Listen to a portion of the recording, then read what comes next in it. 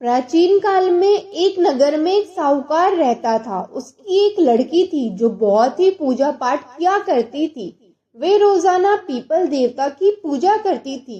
एक दिन लक्ष्मी जी ने उस लड़की को दर्शन दिए और उस साहूकार की लड़की से बोली, मैं तुझसे बहुत खुश हूँ, इसलिए तू मेरी सहेली बनना स्वीकार कर ले। लड़की बोली, क्षमा कीजिए, मैं अपने माता पिता से पूछकर बतलाऊंगी। इसके बाद वे अपने माता पिता की आज्ञा प्राप्त कर श्री लक्ष्मी जी की सहेली बन गई। श्री महालक्ष्मी उससे बड़ा प्रेम करती थी। एक दिन महालक्ष्मी जी ने उस लड़की को भोजन जिमने का निमंत्रण दिया। जब लड़की भोजन के लिए पहुंची तो लक्ष्मी जी ने उसे सोने चांदी के बर्तनों में खाना खिलाया और सोने की चौकी पर बिठलाया और बहुमूल्य दिव्य दुशाला उसे ओढ़ने को दी। ये सब कुछ देखकर वे बहुत ही भावुक और खुश हुई।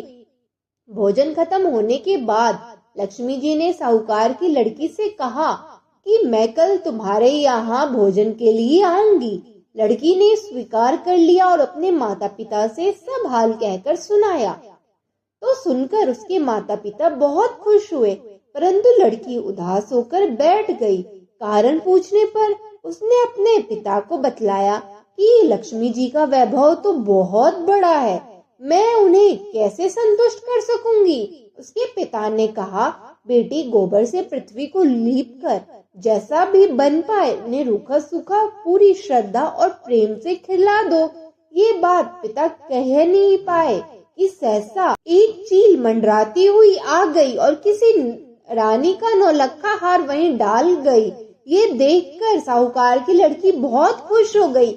उसने उस हार को थाल में रख दिया और बढ़िया दुशाला से उसे ढक दिया। तब महालक्ष्मी जी वहां आ गई। लड़की ने उन्हें सोने की चौकी पर बैठने को कहा। इस पर श्री लक्ष्मी जी ने कहा कि इस पर तो राजा रानी बैठते हैं, मैं कैसे बैठूं। बहुत आग्रह करने पर महालक्ष्मी जी ने प्रेम से भोजन किया।